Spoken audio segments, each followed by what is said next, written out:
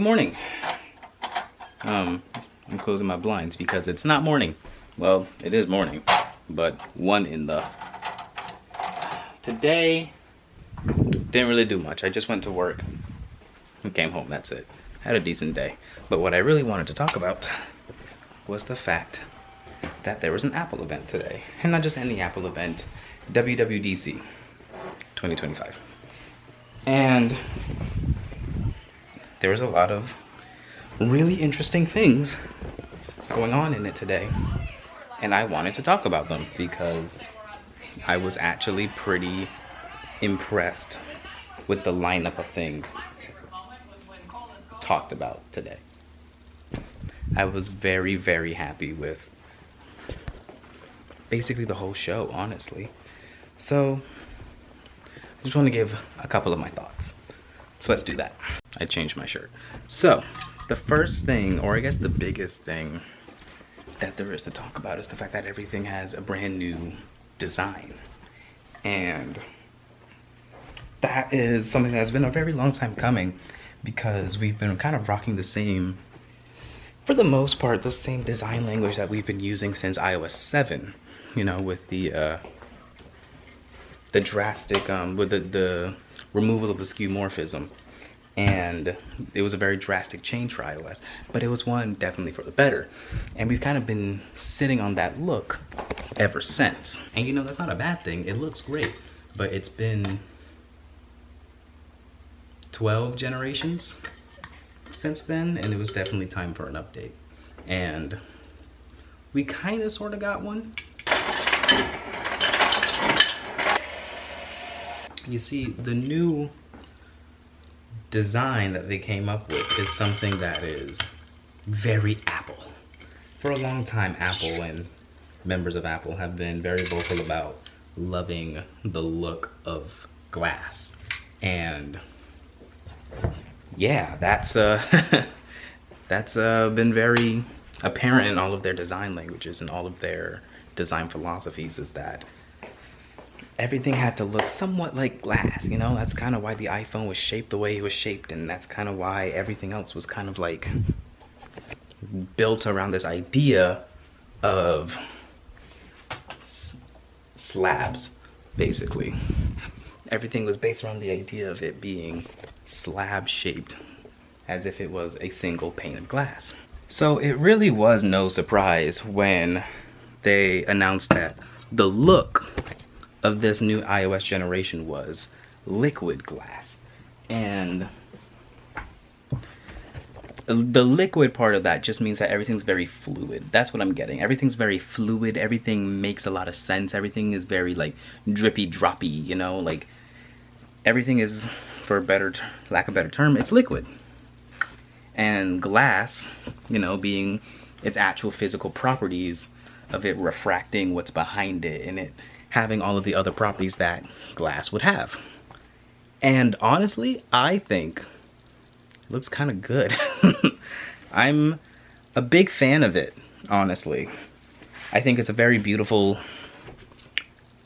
overlay to put on top of all of these other apps.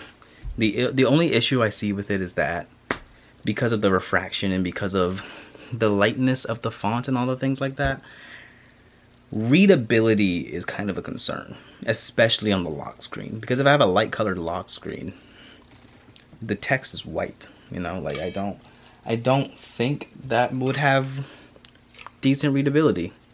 Like I don't think that passes WCAG standards, and I don't, at least not WCAG 2.1. I'm very skeptical about that, but sure does look pretty. I don't know how I feel about those clear icons though. I think it looks nice. I don't know if I'll use them. I might. MJ says she hates it. I'm cool with it. But yeah, there's a lot of really neat features as part of it too. It's not just a design thing. Like I'm a very big fan of the call holding or whatever they call it. I'm very big fan of the call screening. Love that, especially as someone who gets some and whose father gets a lot. I don't know if anybody else's dad does this, but whenever my dad gets a phone call, he just answers it. Most of them are scam calls, but he'll answer it and he'll talk to them. But not in like a, oh, let me hear you out kind of way, but in like a, you're wasting your time, bud, so keep talking. Like, I don't know. He'll like answer the phone to be like, what do you want? All right, now leave me alone. I'm like, you answered the phone. Like, you made the choice. Whatever. Anyway, that feature will hopefully eliminate some of that. Was there anything else that was really interesting to me? CarPlay. My car does not have CarPlay. I wish it did, but MJ's does, and I love it. I wish my car had it, but oh well, maybe the next one. And the update to CarPlay made it what CarPlay should have been for a very long time. Like, finally, I like the theme of this year's WWDC was catching up, like making things the way they should have been from the beginning. But yeah, CarPlay is really, really nice. It brings more iPhone features into the actual display. And that's cool because the iPhone, or excuse me, the CarPlay interface, there were some things I wish I could do, but I never could. But now I can. You know, things like live activities, things like, excuse me, I'm not gonna call it multitasking, but having two separate things on screen at the same time, I love that. Or having like a text message pop up or a phone call pop up and it doesn't take over the whole screen. Like, I can't stand things that like hijack the screen. Like when the phone calls used to do that all that time ago, I could not stand that. And when they got rid of it, I was elated. And now it's CarPlay's turn for that, and I'm very thrilled about it. WatchOS gets some cool things. Call me crazy, I'm not too into the watch like that to care too much about the OS on it. It's nice to know that it still is receiving updates and getting features, including the Notes app for some reason. I usually use the watch as, well, excuse me, I mainly use the watch as a productivity thing and a fitness thing. Like, I am there for the workouts, and it's there to tell me what event I need to do next or what is on my to-do list. Like, I can even straight up tell you, like, this is what my watch looks like. It tells me quite literally where I need to be next.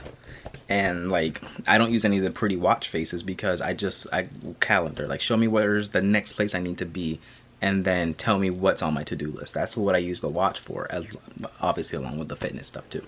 But that's it. So like, I don't need crazy features on the watch. I just need it to be really good at being a health thing and a productivity thing. Now let's briefly talk about the iPad, because I think that's the last thing that was really of note to me.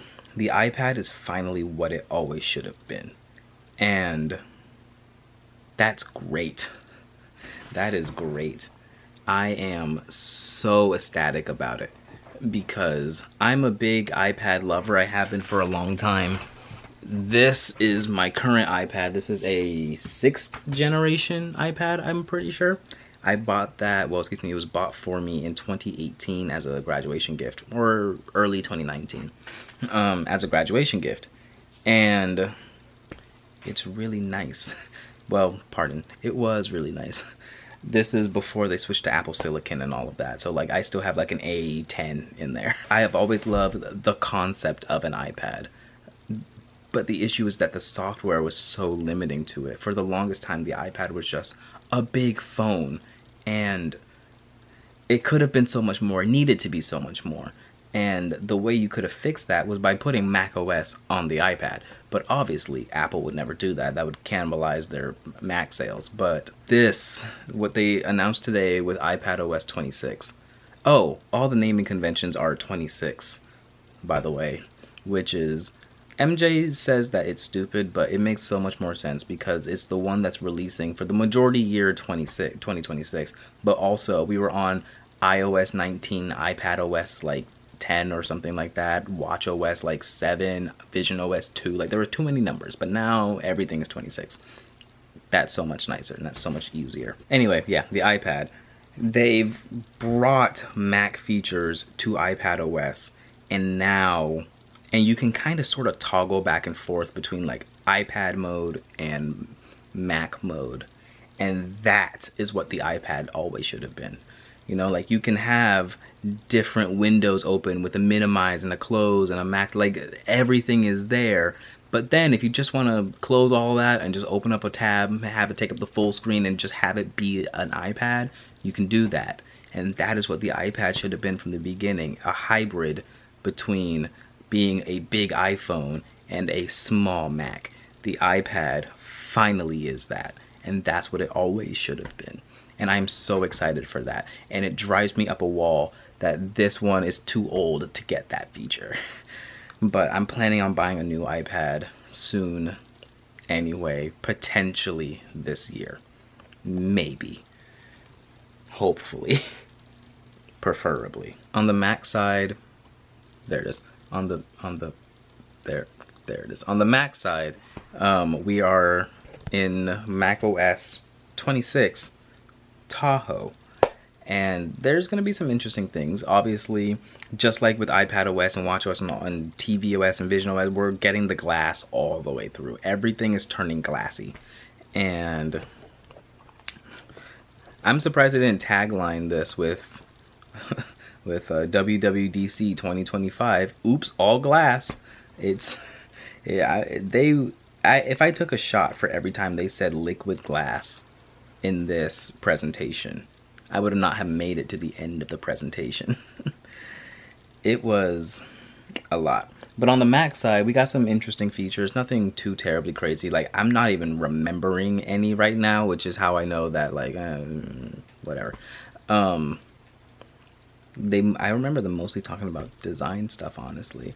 Like, what the Mac, yeah, they did talk about some more deeper integration with like shortcuts and Spotlight with the actual software of the Mac. So like there were cool things going on there, but nothing was too terribly interesting to me on the Mac side, which is fine. Like I'm pretty happy with what Sequoia is right now. I don't need it to be anything more. I'm very content with it. I just need some things to stop crashing, and that's it. And not even crashing. Sometimes it just needs a little slowdown. Like I have this weird thing that happens where if my audio interface gets unplugged randomly because it's plugged in by a hub in the back here, if that gets jostled at all and the audio interface gets unplugged, the media just stops working. Like I can't play videos on YouTube, on QuickTime. It just breaks the entire media engine on the computer.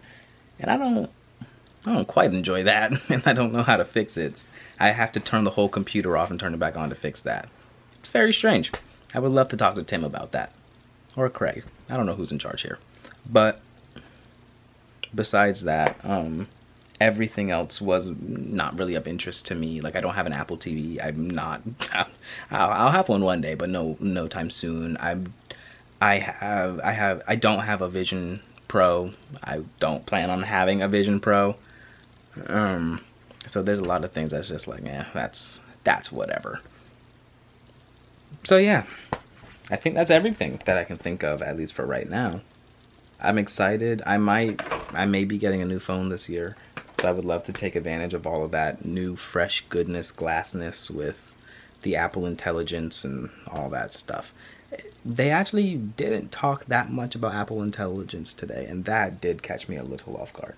I thought they would have mentioned it way more than they did. They said liquid glass more than they said Apple Intelligence. I'm willing to bet on that. All right, so I guess that's it then.